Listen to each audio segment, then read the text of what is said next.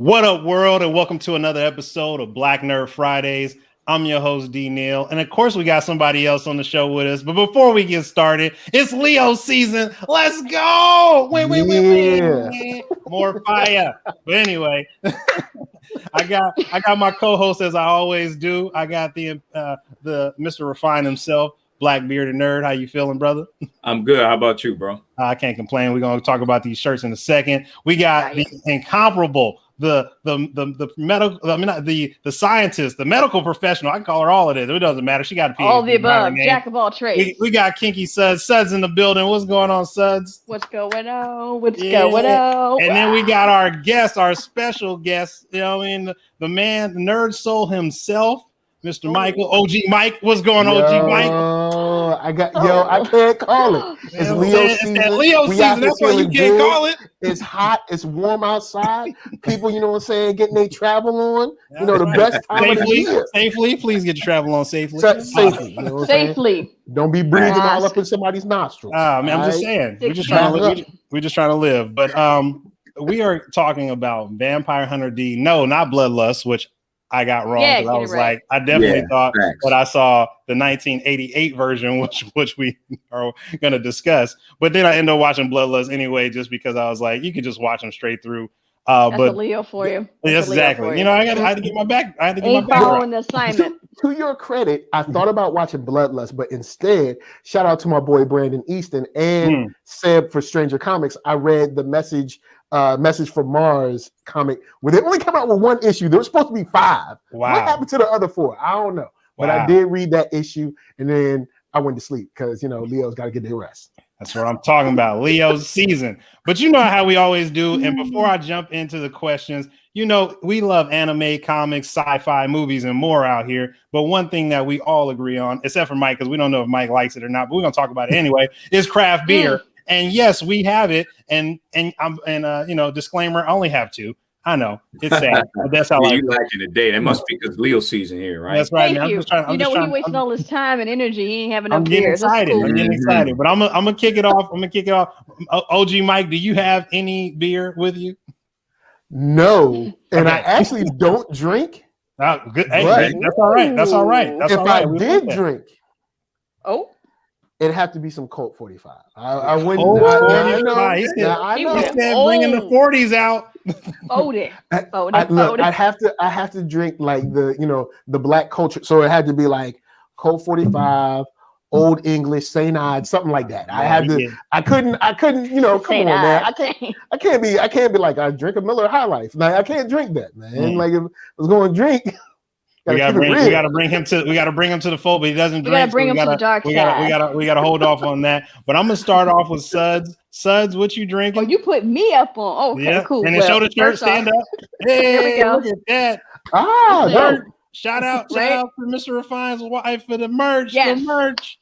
So there's a couple things I want to call out. One is the shirt, right? We got this designed, and each person's character has different elements of, you know, different anime or characters that we all have enjoyed. So, of course, I had to go with the Joker, Berserk, and Death Note, because those 3, to me, have really stuck out to me the most when it comes to any type of, you know, characters that I've read, watched, whatnot. But when it comes to beer, look at this. Raspberry Beret. Now, when you hear Raspberry Beret, what you gonna think of? You gonna think of who? Prince. Yes. Is he get money for this? So let me just call this out. This is from 903 Brewers, right? What I like about this is that it is a slushy. All the different fruit flavors you could think of: raspberry, blueberry, strawberry, right? It's white chocolate, vanilla. I mean, it's lactose. Everything you could possibly think of with this, right? So I'm really excited about it. I picked it because of purple. There's purple in my shirt, but also if you watch the right one. You know, for Vampire Hunter D, there was a character by the name of Greco that was in there that had kind of a flair to him that when I watched it, I said, oh, look at him going with the purple rain. And I thought Blouse's win when I thought about that. Right. The win. Can we talk about the win though? But we will. So go ahead. You know what I'm saying? So I was just Blouse's win. It just made me think of Dave Chappelle. And I was like, I got this one, so I'm going to go with this. Man. But I also want to call out, because we have had a viewer that has seen every single episode that we've ever done. Let's get it. Look at this. What did he get us? Yeah, lemon candy. Lemon Brick, candy. Okay. what up, Brick? It is experimental, right? Yeah. So I'm excited about this one. You know, this one apparently, if I'm reading this correct, is a 16.4%. That's right.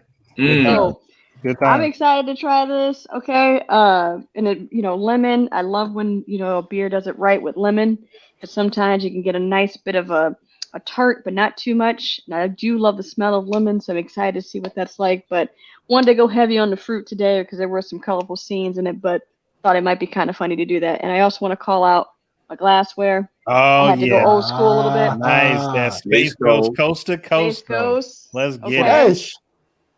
You get what I'm saying? Beer zombies, drip. I had to do it.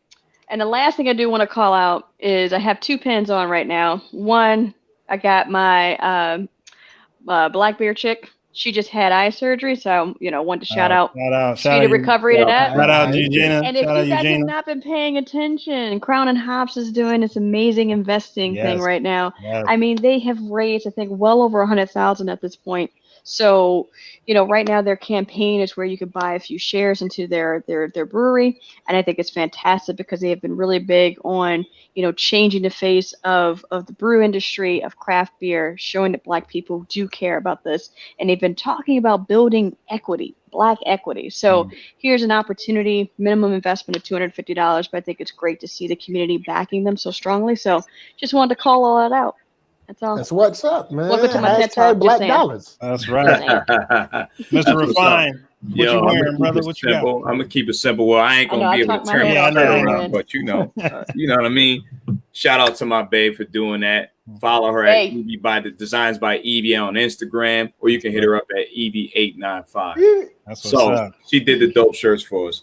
Now let's get to the beer. I'm gonna keep it simple. I did red, white, and blue. This is a collab by Arcane Ale Works, and of course Mortalis right here. This is a fruited sour that it's been brewed with Skittles, so this is fire. It's only 5%. I'm keeping it light right here, but somehow me and Kinky we stay like on point when we be drinking stuff right now. So she already know what it is, but that's what it is. I'm gonna keep it light. You know what I'm saying, man. Yeah, but I'm not. We ain't Leos. That's all. I ain't keeping nothing light. It's Leo season. We out here with that 22%, that brick terrarium beer hut out there, that Mrs. Claus. You know what I'm saying? That's 20. That's a Belgian strong braggot, and so that's a mixture of mead and beer out here. If I got that right, Brick. Correct me if I'm wrong, but it's all good. I got a lot of condensation on this bottle because it's straight out of the refrigerator. So excuse the camera. And then last but not least, shout out. We talking about equity, ownership, and all that. So shout out to the People's Beer, the first Black-owned brewery, Oshkosh, Wisconsin. If I got it right. This is out of Oak Park Brewing Company in Sacramento, California. What up, Raj? Boom. And they are doing this was their Juneteenth edition IPA. Yes. And they're actually re-releasing this for the 51st anniversary of the People's Beer on October 2nd, 2021. And that is going to go down to Sacktown, which I will be there to show out and do what I do. And show up, show out, and get with it. And last but not least, Sudz said it best, and then I'll bring it back to the panel. If you haven't donated to Crown and Hops, you're doing yourself a disservice.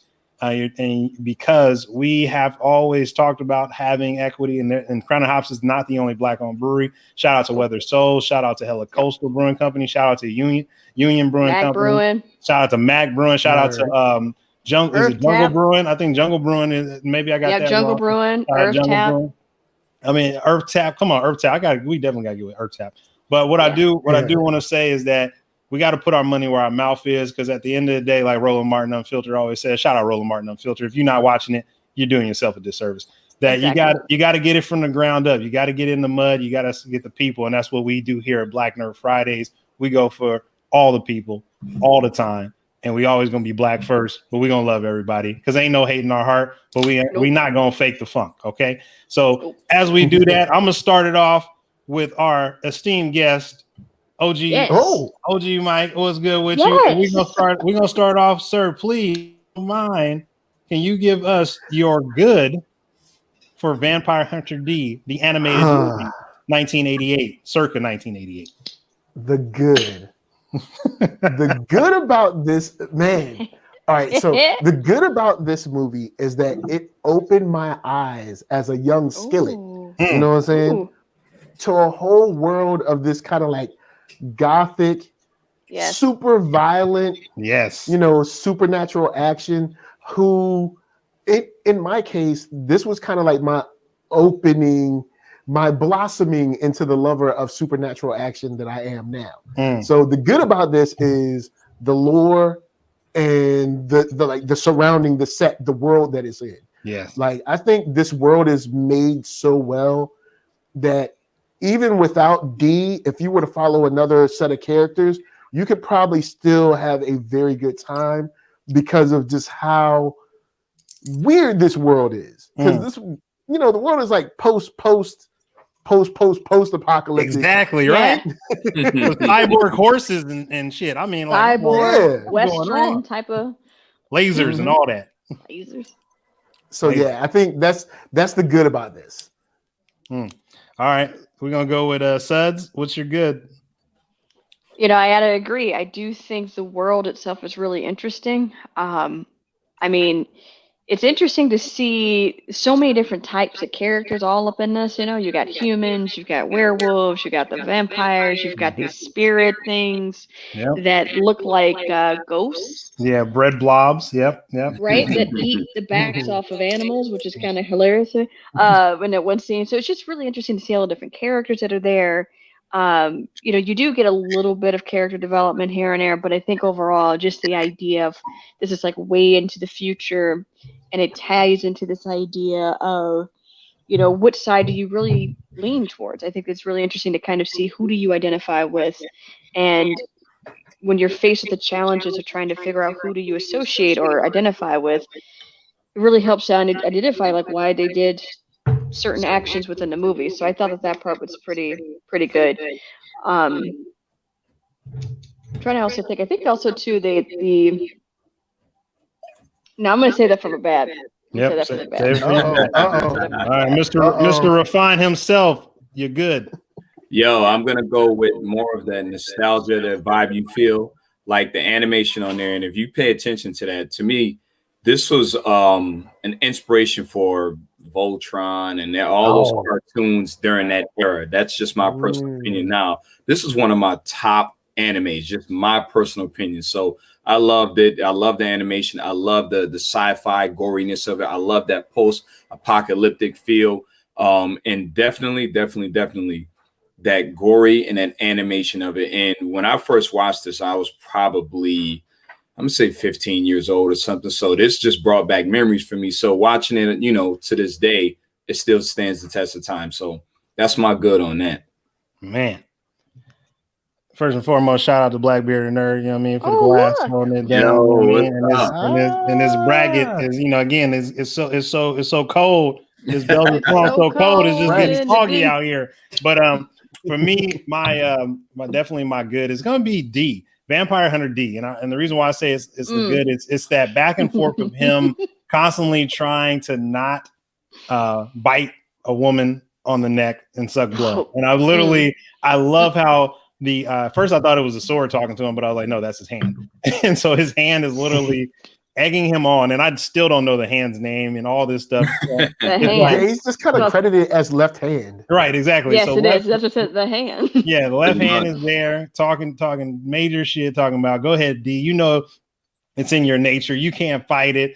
And it's just so crazy that he has to deal with it. And really for Vampire Hunter D, the one that we watched, it really was like him just attempting to isolate himself because he didn't want to succumb to his the side of him that's a vampire. But on top of that, he still wanted to help people because of his own gripes and trauma growing up being a Dhampir or a half vampire. So, that's what it is for me. So now we're going to jump in. Again, we might switch it up a little bit, but I will start off with the guest again. OG Mike, you're bad.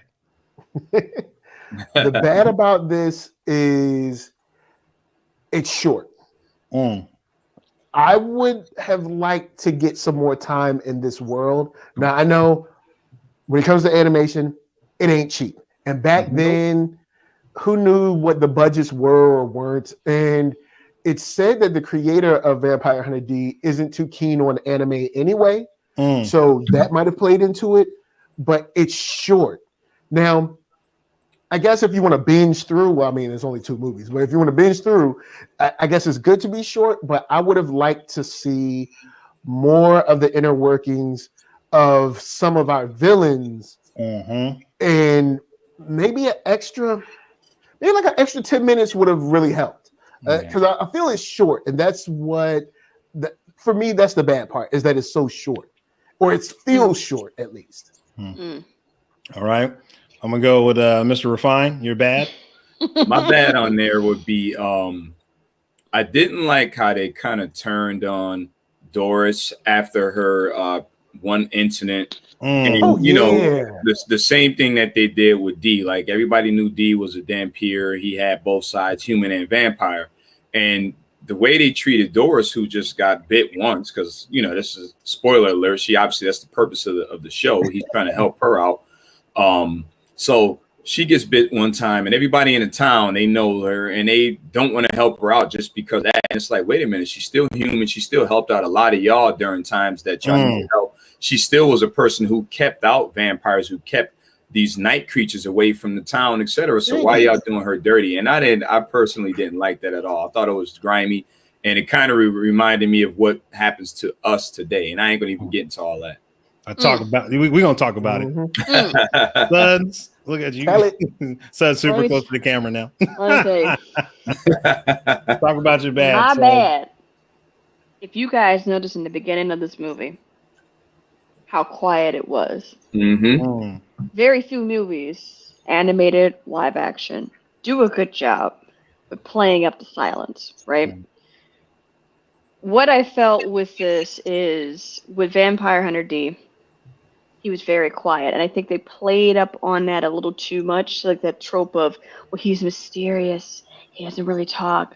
And I'm like, I get that, but it made him feel kind of one-dimensional. And I think they tried to play up a little more as time went on, this struggle that he had with himself, right? I do think that with his left hand, overplaying that a little too much of, like, you know, you want to do it. Like, it was like, we get it. Clearly he has a lust for blood, right? Like, it was like, we get that. We know that with vampires, right? But a part of me felt like in certain parts it felt forced. But I do think that they really were playing up in originally with this whole idea that he's mysterious. We don't know much about him, but he's a badass. Because look at how big his sword is. But I do think, out of all the characters, I do think he had probably one of the best struggles. But I do think that part they did play up a little bit too much for me. Yep. See, I kept it short. I completely understand that. For me, I got 2 characters that I was like, I don't understand. So Ray, R-E-I, if I pronounce that correctly. Ray, I liked his mutant spatial time distortion or space distortion thing. Like, that was great. But then it was just like, what's your whole purpose? And, I found out he wasn't a vampire, so I was like, man, that's weak. And then towards the end, spoiler alert, he was a pet. Yeah, exactly. And then at the end, spoiler alert, it's like, oh, I just want to become a vampire and live forever. And I'm just like, for what reason? So I think very one-dimensional. It was like, he doesn't want to die. You know, yeah, exactly. I mean, I got it, but it was more so, I thought it was like, give me some sadistic reason, or just give me something instead of like the whole like, oh, you promised me I was going to be a vampire and I've been serving you for whatever amount of years. Now you're telling me wait 50 more years to become a vampire. He gave me David. How do you think we as humans live? And I'm just like, but you're mutant, so I don't know if that changed anything. I don't know.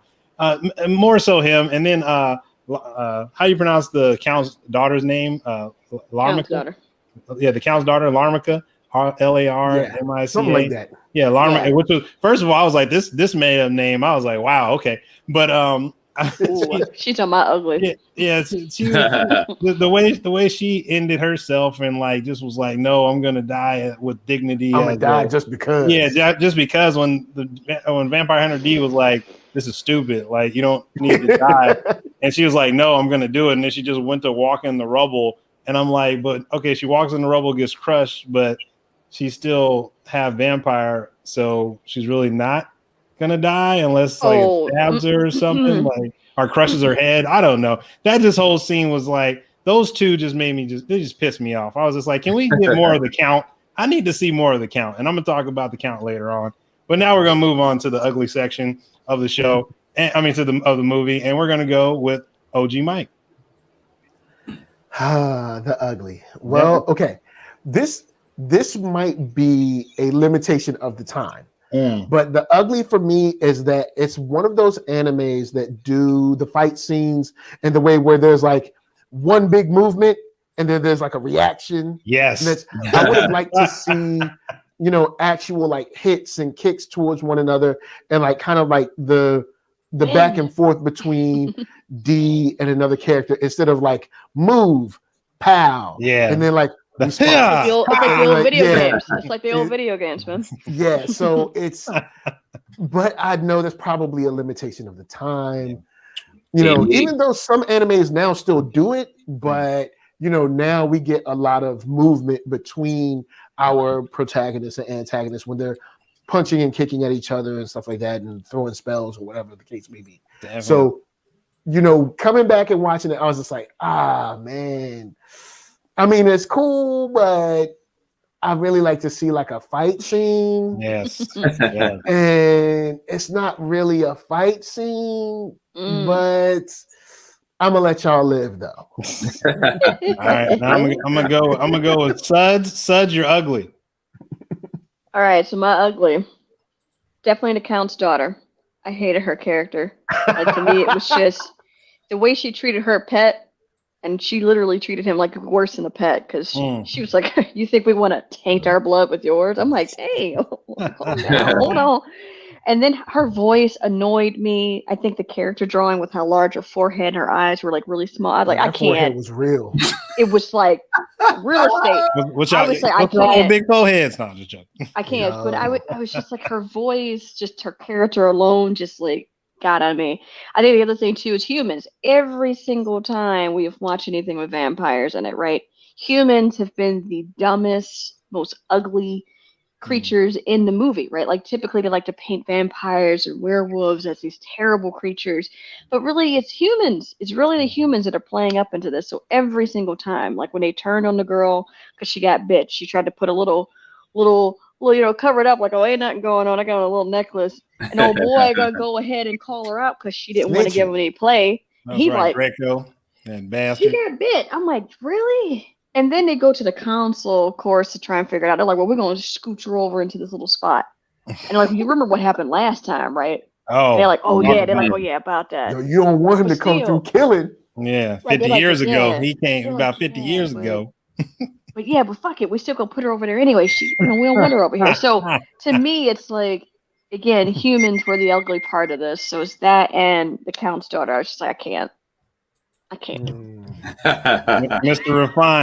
Refine, what's your ugly? My ugly would be the left hand.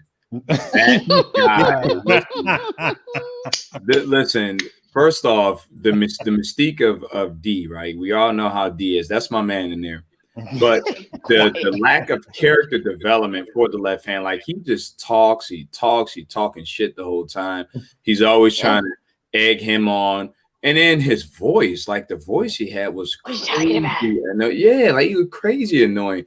So for me personally, I feel like they should have given a little bit more character development, specifically with that left hand, because that is the most interesting part about him, besides when you find out who his father is. But the left hand is what makes it to be. You know what I mean? And to not give you any history behind that, I didn't like that at all. And the same thing when you even went into Bloodlust, you still had no history of what this hand was. Why was it able to have these powers of sucking in and eating dirt and absorbing these insects and shit? Eating dirt. Dirt. I don't know, man. That just threw me off a little bit. I didn't like the left hand at all, but I did respect that balance of the two because D was kind of calm and you had him always in his ear. He's kind of like the devil on the shoulder, talking shit. You want to do it, D, go on ahead. You know, get her, But I didn't like it at all. That was my ugly. I hated that left hand. Now, I will say there was somebody who made a comment about the dirt saying that he needed to ingest as many elements as possible to try to revive D. Yeah. That's the best explanation I've seen someone come. I was like, the dirt. I was like, he got some dirt, he got some air, and I was like, all right. So I'm like, so I guess Earth, wind. He ain't had no fire, but I mean, it was enough no to water get him either. Well, I mean, not Captain Planet out here. I just say, well, they do make the statement that from dirt, once we've come from, we return, type of a thing. So I'm like, maybe that was his way of kind of trying to build him back up. Giving you that good nutrients or something, I guess. There you go. I mean, it's full of nitrate and all that other good stuff. The red clay. Phosphorus. The red clay from the Red answer. clay. You know what I'm saying? Made from it. I think my ugly is going to probably tie in with OG Mike's with not necessarily the fight scenes, but I was dying, and I know it was 1988, but I was dying when they start running or something like that, and it was like it would cut to the person and they'd be like, and yeah, exactly. And I was just that had me laughing. That had me laughing. I was dying. I was like, this is hilarious. That's why I could just jump into Bloodlust so fast, because I was like, this is short A. I appreciate the old school. Foundation. One shot that was cool though. Yeah. Even though it's an old shot. But when he launches Ray or whatever, and he comes up over the moon, when I was little, you couldn't tell me that wasn't hot. You know what I'm saying? That was dope. Homie launched him, and he was like, pow! Yeah. He was like, what you want? And so that one, I'll give him that. You know what I'm saying? I will concede that was a dope shot. It just made me laugh. That's all. But again, we're looking at it now, so of course. But I mean, really, it was just funny to me how it was a lot of action. It was like Speed Racer. And I was just dying. I just could not stop laughing, even when there was supposed to be serious moments. But you know how that goes. But so we're gonna jump into who was your favorite character, and of course we're gonna start off with our guest. Who was your favorite character? OG Mike. Favorite character in this? I mean, normally I would want to say D, but on the low, the MVP, watching this when I got older, gotta give it to Dan, man. Dan came through. Dan came through in the cut when he was like, clap out. Yo, homie had the candle. It wasn't looking good. You know what I'm saying? Dan, he even learned. He was crying, and D was like, yo, man, you can't cry, yo. You know what I'm saying? Oh, I gotta talk about that later. He was strong for her the whole time. He was strong. And then he ain't punk out. Nah, he got his gun, did what he had to do. He was like, I'm little, but I'm gonna do my part. You know what I'm saying? So nice. I give it to Dan. I gotta give it to Dan. Mr. Refine. My favorite have to be Count Magnus Lee. When they first showed him and he was that moon flash and he was standing on maybe a rock or something, man. He was 8 feet tall. But you could tell that he had power, and keeping 100 with you, hit something about him reminding me of my father's father, my grandfather. Just stoic. But that's the story I have to tell you about later on. But he didn't say much, but you knew that he was out there, he was that boy. And I'm just gonna leave it in these streets. So 10,000 years, you gotta be in the streets. I'm just saying. Suds, let's go. If we're talking about just imagery and how they were presented, I gotta go with Lee. Because Count Lee, I think, was like he said, he stand up on the rock, and even the other part when they were talking about him, he's sitting in the chair, and the lights flashing. I'm like, dude has the Dr. Doom, that whole type of persona about him, right? So that to me, I like that piece of it. I just thought that he was just hey, I got a goal in mind. You're not gonna fuck this up. This is what we're gonna do. That was just his aura about him. I take shorties every 50, yo. What I'm saying. That's what I do. When I feel like it. It's this is what I do, right? Yeah. So, he owned it. He was he's like, hey, this is what I do. You can stop me. So just deal with it. This is what it is. So I like that piece of it. When you think about the character, I do like D.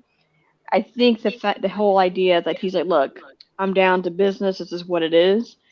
I did like that about him. I mean, sure, he was very quiet. They played up on that a lot, but just the fact that he was just like, look, this is what needs to happen.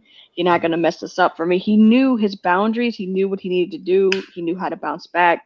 So to me, those would be my two. But I'll save for later when Mike brought up the whole idea about him telling Dan he can't cry. So I do want to talk about that with 3 men on this cast. I do want to talk about that. But that to me, I think I would go for those two. So. Nice. And as I pour up my second beer, for me, the Count was the man. Okay, telekinesis. The man had like force field. He didn't even have to use the cape. Stuff. He didn't even have to use the cape like Dracula did in Castlevania. Like this man just looked at you, no facial expression change, and just nope. Okay. Yellow eyes and everything. 10,000 years old. Yeah, 10,000 years old. Man, he was 10,000. Yeah. He was boss hog. Like he was just like, this is what I do. Not like, boss hog. Though. He's like, I'm bored. Like he literally was like, I'm bored. Like that's all it was. It wasn't even. He was like, when he told Larmeca or his daughter when he was like, your mother was a human, and she was like, oh, and he was like, that's why if we had more time with the villains, man, that could have hit harder. Man, when he said that and with no like the facial expression, just laughing at, he was like, it is. But then he respected her up. She was done. Yeah, but then he respected her. He respected her because he said, "You're more noble. You are true noble." Like. He wasn't even really raising her. She was just kind of following along, but he just didn't care. Like he was just like, you're just like a child of mine. He loved her like supposedly, but it was just kind of like just from a distance. It was like, I'm glad you're here because you take away from my boredom. But at the same time, I want you to, if you're going to be a noble and say you're a noble, you got to be real noble. You got to be cutthroat. And he was showing her that, but she still had the human side where he was like, soft, but love the Count. There's 2 things I want to add to that. Number one, that's why Greco was the way he was. Greco wanted to be a noble. You got to remember he was a lowly human. That's why he wanted to be a vampire. Be a noble. Number 2, as far as that conversation with the father and Count Magnus Lee and America, whatever her name is, that ties into the same thing with Invincible. Listen, I'm so strong. I can create another one of you. So I can create another one. That's what that was. Yeah, that's a fact. But okay, season 2 gonna be crazy on that. Yeah, season 2 better be crazy, otherwise they fail. You know what? Go ahead. Go ahead. Ask your question. I just got one question. Since she was a daughter, if she was a boy, let's say, because there's always that age-old question, with men wanting to have a son. Do you think he would have been any different, or do you think he would have been worse because he's a boy? He'd have been worse. 10,000 years of life, and he had a boy. Yeah, and he was like, he would have been slapping them around, like just beating them for like get stronger. Like, bro, you got 10,000 years of life, bro. Like you slapping your your damn son around, like it's not. He would have beat that boy. It would have been whooping him from his ear to there. Yeah, it would have been done. Yeah, it would have been horrible. So, what character did you dislike? OG Mike. Greco, man. Homie, all right, first he's corny. He's just straight corny out the gate. When you see him, you like, oh, this is like the corny dude. Yep. Then he's a snitch. Oh, right? Come on. So now you corny and you a snitch. And he's sniveling too. Yeah. Like, so it's like he got way too many traits that shouldn't be together. Like if you're gonna be corny, at least don't be a snitch. If you're gonna be a snitch, don't be corny. If you're and then he's like sniveling, like, oh daddy. Yeah, like, shut up. You're a grown man. What's wrong with you? Talking about some daddy. Hold my hand. Get out of here. You need to hold my hand. All right, we're gonna go Suds. What character did you dislike? I mean, I gotta agree with Greco, but I also say all the humans. They were pathetic. Talk about it. Pathetic. That's all I got. Like, they were just pathetic. Like, sure, the girl and her brother, they were main characters, but I also feel like they really played up on, and this is what they did a lot of time in the old anime, right? Anytime they had a female lead, she was always like, she showed some hints of being able to take care of herself, but not really. And it was like she really played into, like, of course, vampires are supposed to be very alluring and seductive, so she started to fall for them, which is like, okay, whatever. But I mean, part of me is thinking, like, how old is this girl? I want to know. Yeah, because it is weird. She's We don't probably, know she's her probably age. 17 years old. Yeah, exactly. Regardless of how old, we know vampires can be old as shit. Mm-hmm. You know, you got Lee up here talking about he's a 10,000 years old. So regardless, anybody gonna be young, too young, right? But I mean, like for her, it's like, how old is she, right? Because her brother was like young, really young. And I think when you think about just the humans in general, it was just like, yeah, we know these things exist, but if we don't pay attention to it, it's okay. We can kind of make it by.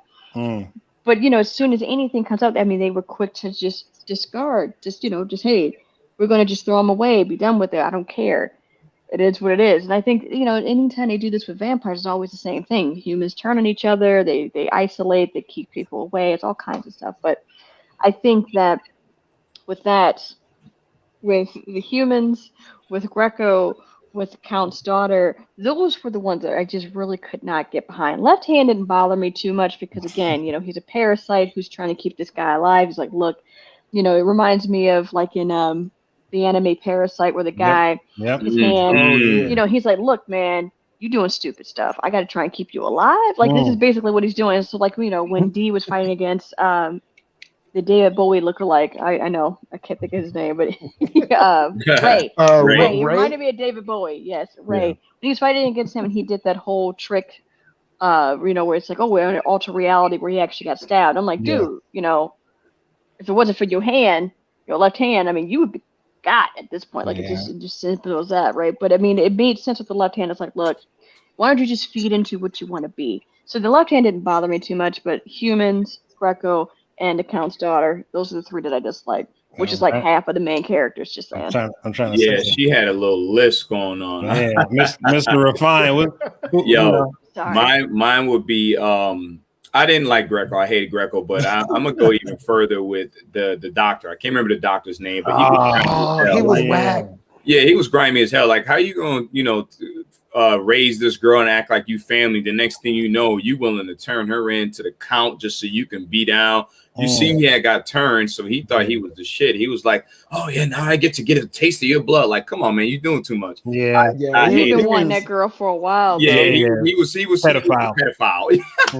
He was grooming. He was trying to see her on the low. Yeah, it was so like when he died, what type of doctor was he? First off, a pedophile. Pedophile. But I was glad that he got knocked off the cliff and died. But when he was dying, all of a sudden he turned back into human. Doris, I'm sorry. Yeah. No, it's too late. You nasty old freak. You know what I mean? So, all right. So okay, I'll say this. Maybe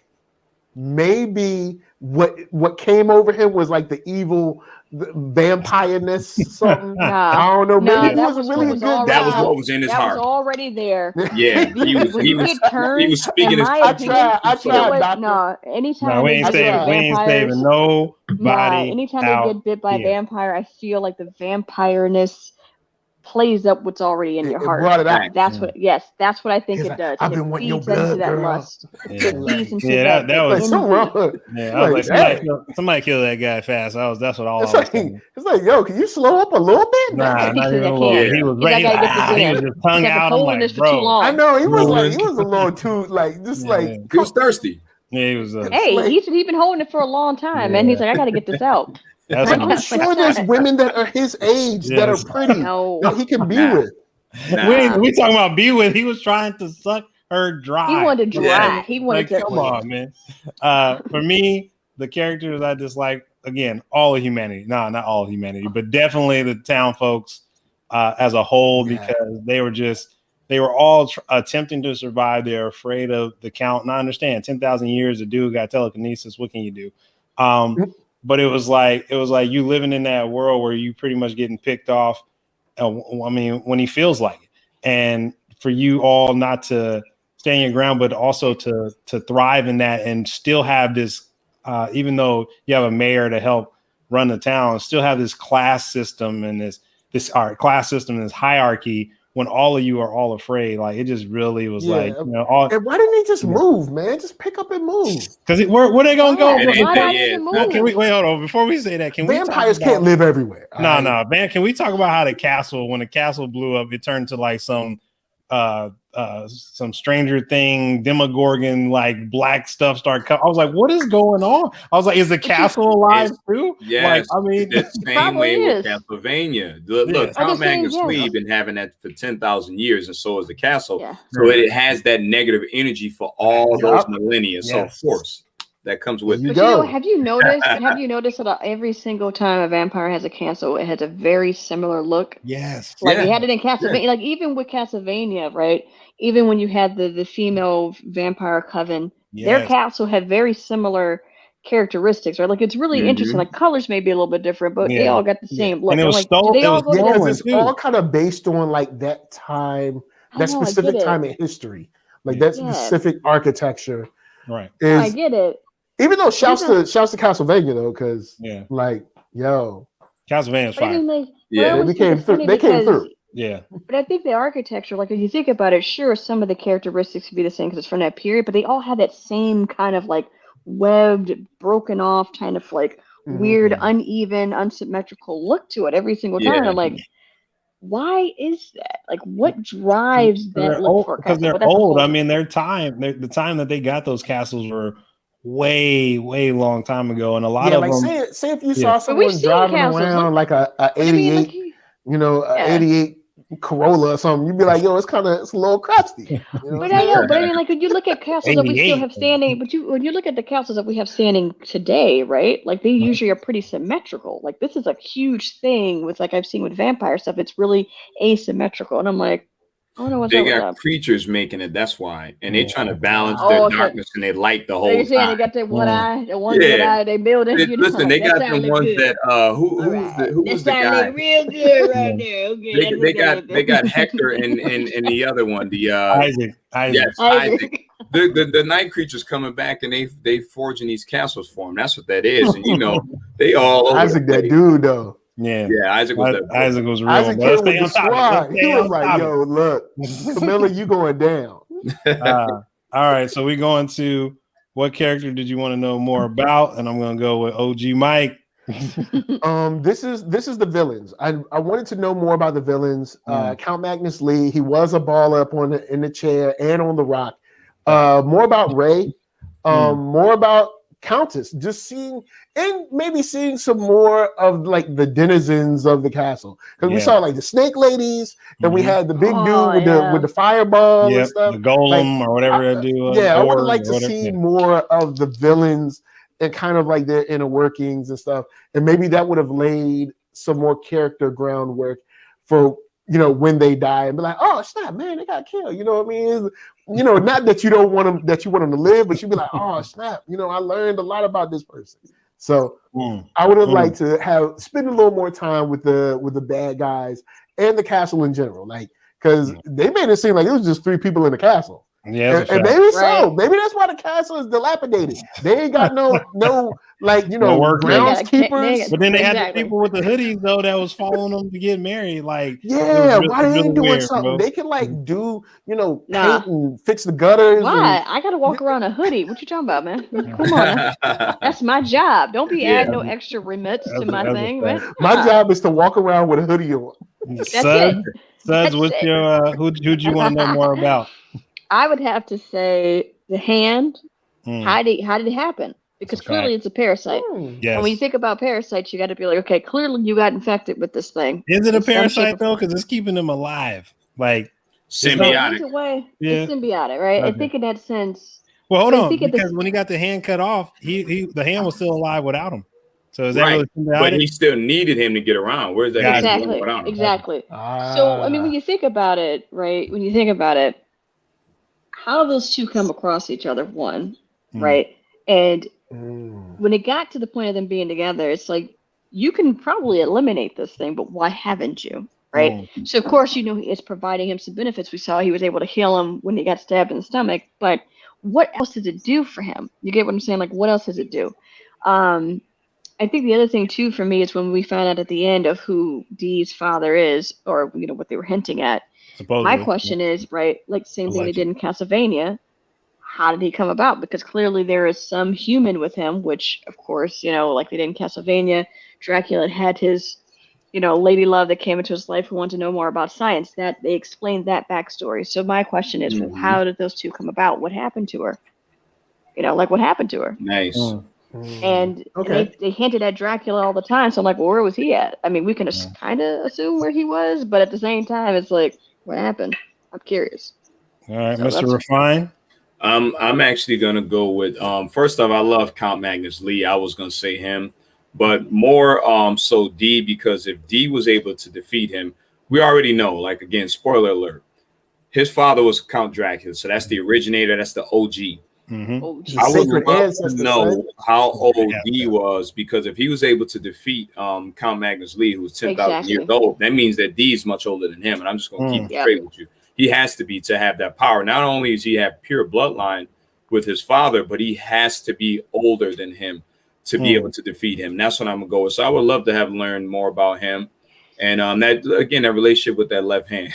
So exactly. I got to concur with that, so I won't even waste time with it. Like, definitely wanted to know. If he had to, take care of himself for lonely time, he couldn't use that left hand, though. That's a fact. He had to use that right hand.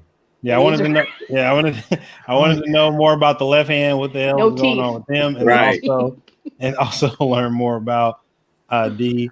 And also, just last but not least, to learn more probably about the women that the Count just literally. I was like, what happened to the women that the Count were with? If he turned them into vampires, so allegedly, became snake ladies. Yeah, I mean, like, exactly. I don't even think he turned them. I think he just defiled them. Okay, and then got rid of them. Assaulted them while they were in their trance, and then just literally waited to see if a kid came, and then got rid of them. Like, this dude is a psycho sick bastard. But moving on to the next question is, why did the sacred ancestors not teach survival of the fittest? And this was a conversation with Vampire D and Lamric when she said it's survival of the fittest with the nobles, and D said the sacred ancestors didn't teach that. So I'm gonna go with OG Mike and see what he thinks. I'm guessing with that statement that the sacred ancestors at one point in time probably thought like, hey, we can kind of have our own societies and our own communities, just like, regular humans do. Like, we can just live and just be chilling, I guess. And, of course, post-apocalypse happens and, hunters come out and there's other creatures of the night. And then, people like Count Magnus Lee come through and they're like, nah, man. You know what I'm saying? I'm gonna be killing people. That's fact. So, I don't know. That's the only thing I could think, because it seems the way he said that statement was like the sacred ancestors were more peaceful. Maybe? Yes, that's what I was thinking too. I'm going to go to Mr. Refine. What do you think, man? I actually think they had kind of created like a caste system amongst each other. You have the nobles with the hierarchy. So most likely Count Dracula, not most likely, Count Dracula was the head. Then you had his little round table of people that he had, but then you had people below them. So there wasn't that need to be like, oh, we're gorging on humans and stuff. And you don't have to be like, oh, I could survive to be fit, because humans in general, we like rabbits. Like, we produce a lot. That's why we got 6 billion people on this earth right now. So I don't think there was ever a worry or shortage of blood and being able to get any food. So they wasn't worried about that. So they didn't have to teach that. Maybe if there was a shortage of humans, sure, but I don't think that was a problem at all. So that's what I'm gonna go with. They felt as though if you were a vampire, you're gonna learn how to do that on your own. Because it's like when you think about animals in the kingdom, right? There are certain things that they're taught, but for the most part, it's like you got to learn on your own. Because again, your vampires are being made at different points in time. So what an old vampire had to do to survive may be quite different than someone who's made into a vampire down the road, right? So as far as I'm concerned, they're like, you're gonna have to figure it out on your own, because you're given the greatest gift of all. You're immortal, you're fast, you have all these different powers. You need to figure it out on your own. I mean, we see this a lot of times when you have these superior races or characters in shows. Like, they don't really take the time to really teach their kids that, because it's like, you see what I can do, you know what you're capable of, figure it out type of a thing, right? And I feel like that might have been what it is. That they're just like, look, clearly a lot of things can't kill you, so things that might actually kill you, you could figure it out on how to try and defeat that or how to maintain a life. But to me, I just feel like they were like, that's too much work for me. I'd rather try and find some other ways to fill my boredom than to sit here and hold your hand and tell you, oh yeah, by the way, this is how you survive. It's like, figure it out. Yeah, I think with Vampire Hunter D, and again the trauma he had, probably not liking Dracula as a father, even if he saw Dracula as a father, because of the war and then all the hunters and stuff. Because I think that 1,000 years before where the war happened, I think that tied in with humanity going crazy and as far as killing each other, and on top of that, hunting the vampires to extinction almost, or pretty much. So yeah, I agree with y'all. Nothing too much to say on that. So I'm gonna jump over to the good old next question of the good old show is, why do vampires always isolate themselves and then get bored? Mr. OG Mike. I think it's because they have already lived and loved and lost numerous times. So they're like, I don't want to deal with that again. Yeah. They're like, my heart's cold. If I close myself off, then I'll never lose anyone else. Like, man. Maybe, I don't know. All right, let's go. We're gonna go with Suds on this one. Suds, what do you think? I would say, to build on that they're like, if I isolate myself, I'll wait till there's a major shift and change with humanity. So let's say, you came out during a time of the Dark Ages, right? And you're like, okay, I've already explored all of what's known of the world as it is. I'm going to go into hiding or isolation, come out when they're past this point, right? I mean, it's really just a way each time you're kind of reintroducing, like, oh, hey, did humanity get their shit together? No? Okay.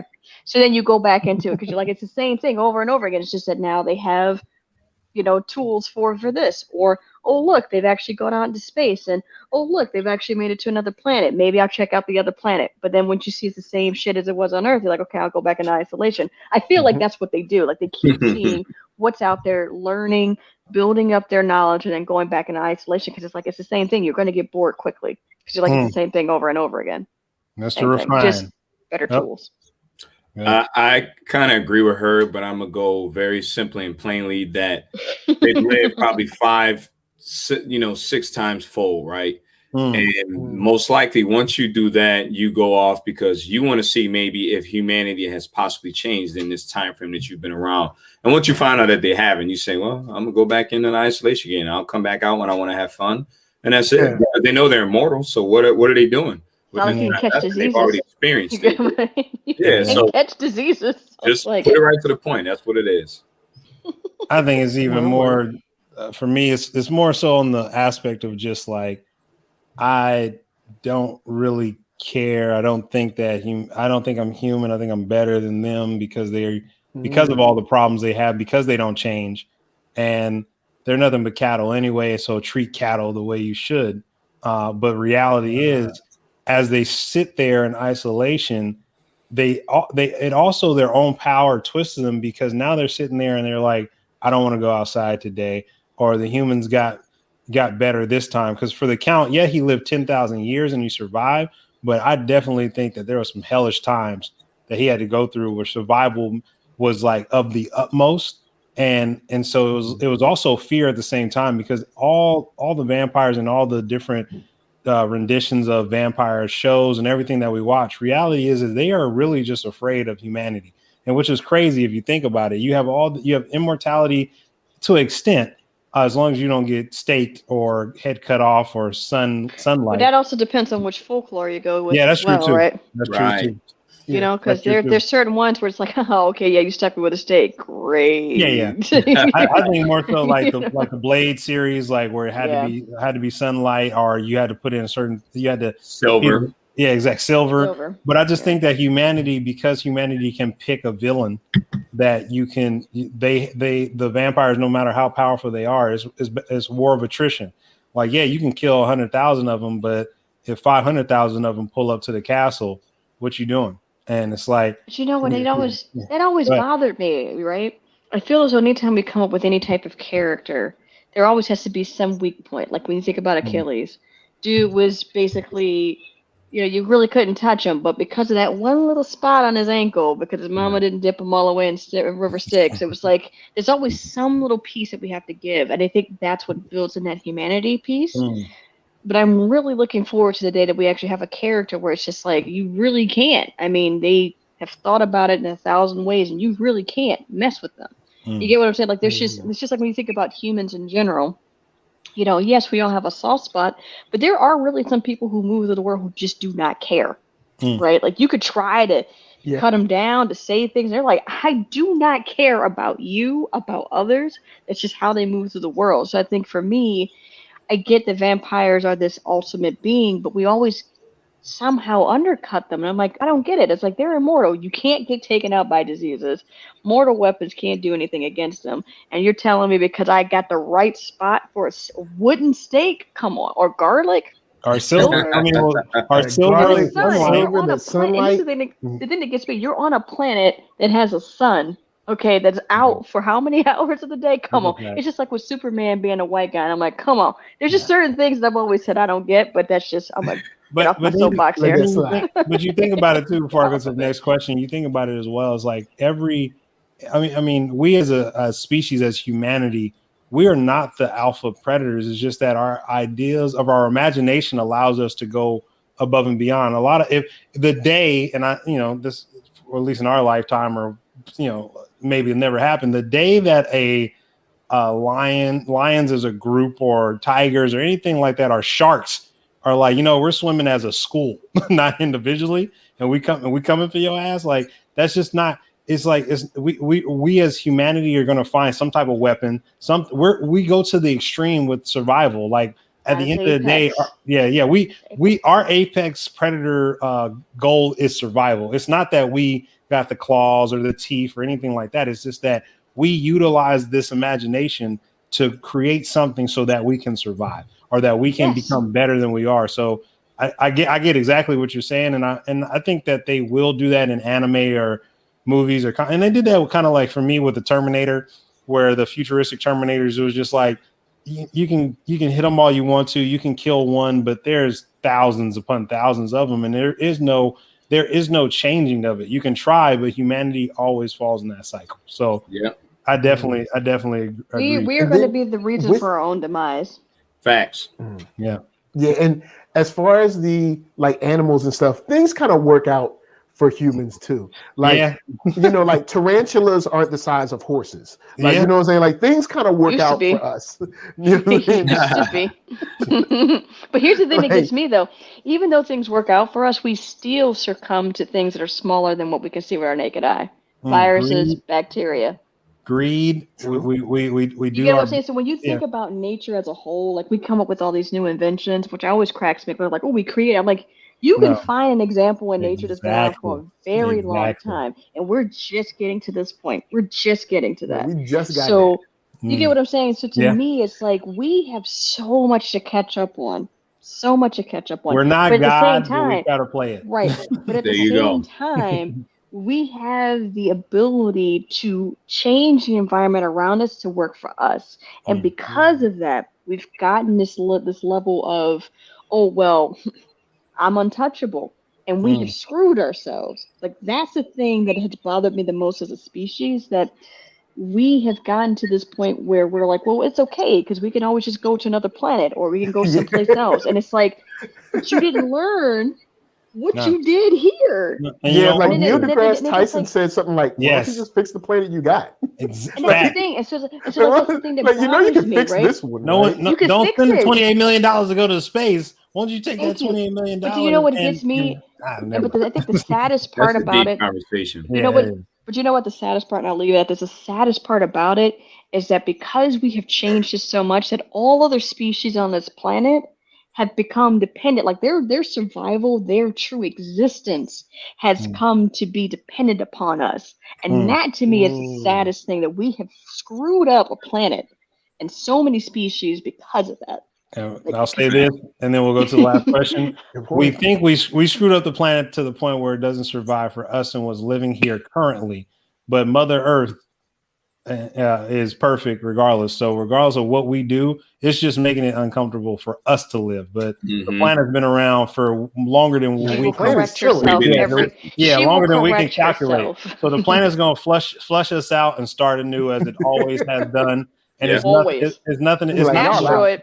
Yeah, it's nothing but a blink of time. And it need to be an asteroid, earthquake, hurricane, tidal wave, whatever. Yellowstone blowing up all day. But anyway, let's get to the last question, and it's going to be: how do you relate to D dealing with being from two different cultures? And we're going to end this off with this last question. OG Mike.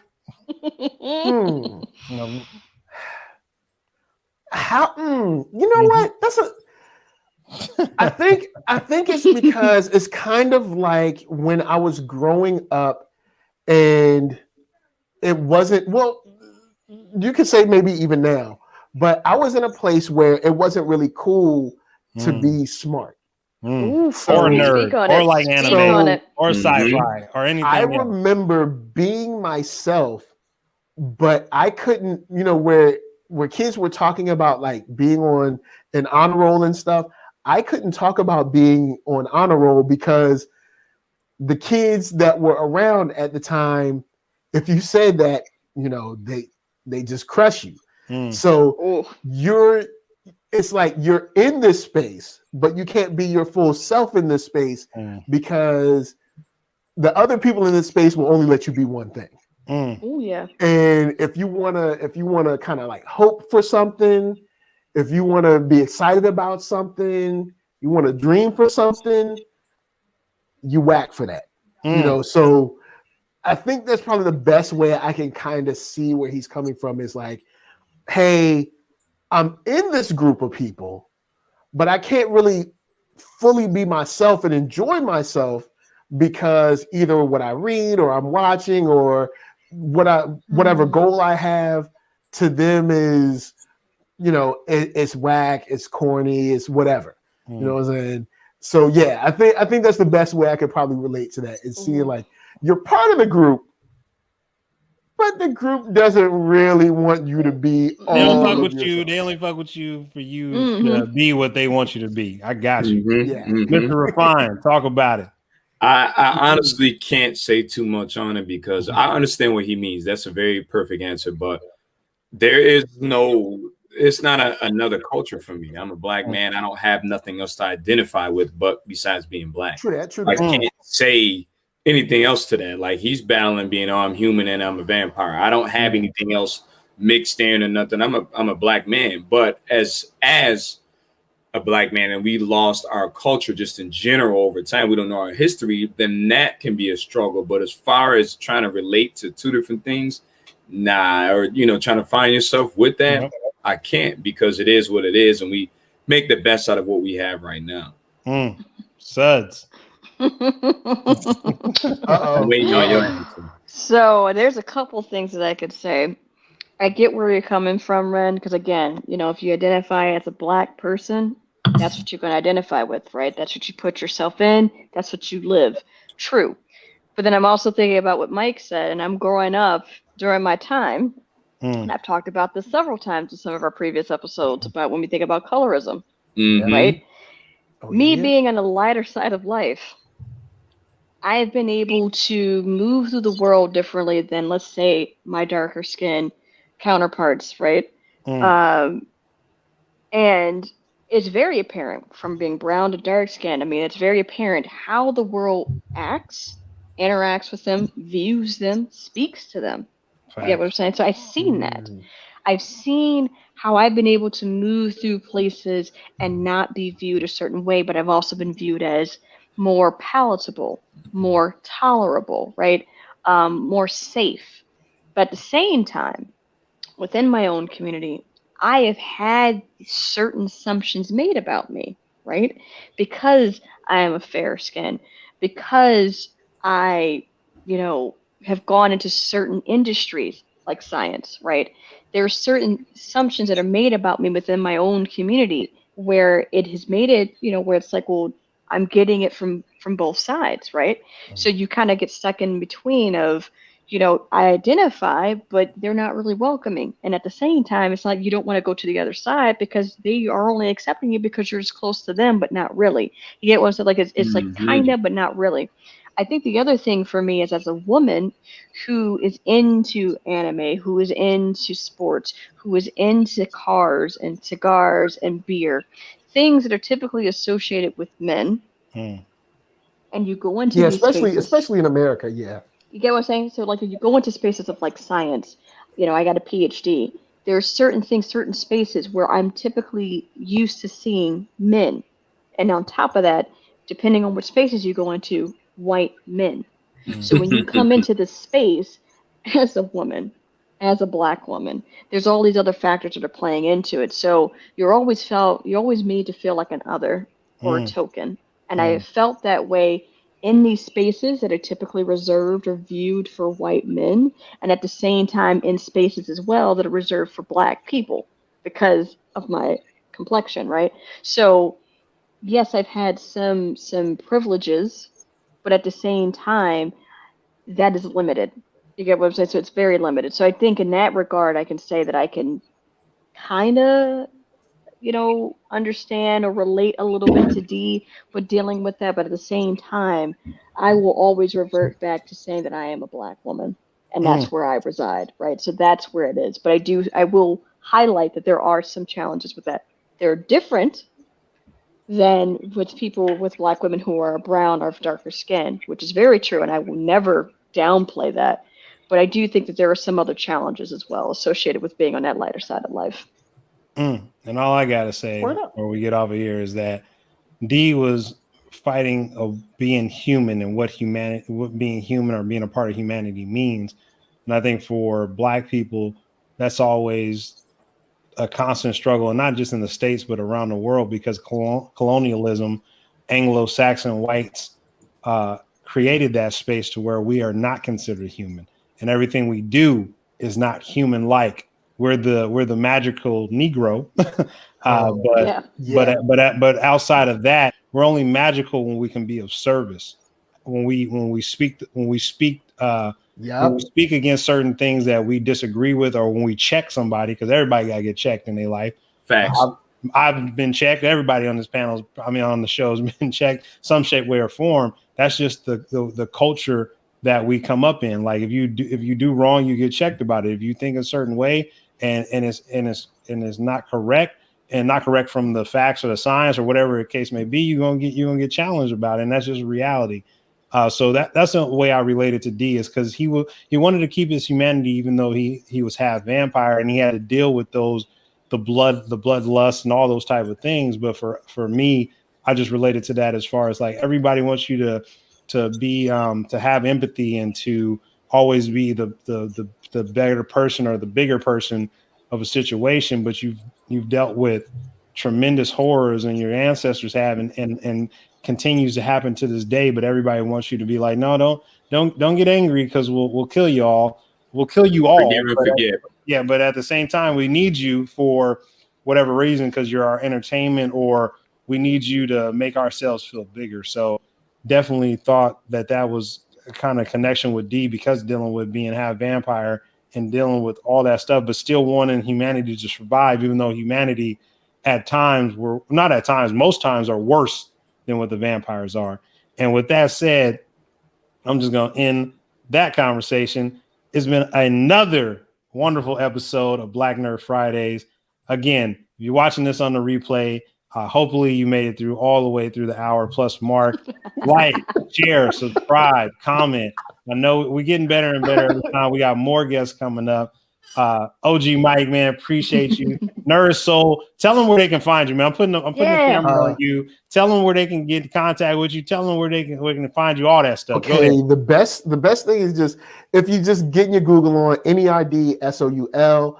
Facebook, Instagram, Twitter, YouTube is the main hub where I do like live streams, whether it's gaming or like we talked about Fear Street today. We talked about Motherland, Fort Salem, and Evil yesterday. I've been playing Guilty Gear Strive. Guilty Gear. I'm probably in another. I'm trying to enter a tournament, one tournament per month, and then Streets of Rage 4. I'll probably stream that. I'll probably stream that tomorrow. We'll see. I got a lot of stuff going on, but I love the new Mr. X Nightmare. So it's hip hop, it's geek. I got some music coming you guys' way later tonight. I think I'm going to post it up. The open mic at Sunday Service Soul Food. So it's cool. Hip hop and geek, man. Come on through. And if you guys are talking about stuff, if I'm free on a Friday, I'm definitely down to holla at us, man. I love my supernatural action. I love my supernatural action. You could be a regular, man. Every guest is welcome. Every guest that comes onto the show is a part of the family. Black Nerd Fridays we'll have community. To do a panel on my side about something. You know what? I kind of want to talk about old girl in that cosplay joint. Oh yeah, let's talk about it. But you know what? At the BlurCon. Yeah, I got you. I like it though because it's definitely gonna put us to a position of like what when we say we supporting Black artists or creatives or cosplayers, what that actually means, and it's a whole nother topic. We'll get into that later. I'm gonna end this show. Hey, check us out everywhere, man. Go to Instagram, Black Nerd Fridays. Go to Facebook, Black Nerd Fridays. Go to Twitch, BNF08. You can go to Twitter. We're on there at Black Nerd. At Fridays Nerds, which is hilarious, but it's where we're at. But go, check us out everywhere. Again, like, subscribe, share, comment. Let us know how we doing. Talk to us. Like we got to make it happen. It is what it is. I look at the screen. I know. I'm just like really in there. I'm your host, D. Neal. I got Suds. I got Mr. Refine, and I got OG Mike with me. We'll catch you on the next episode, and we out.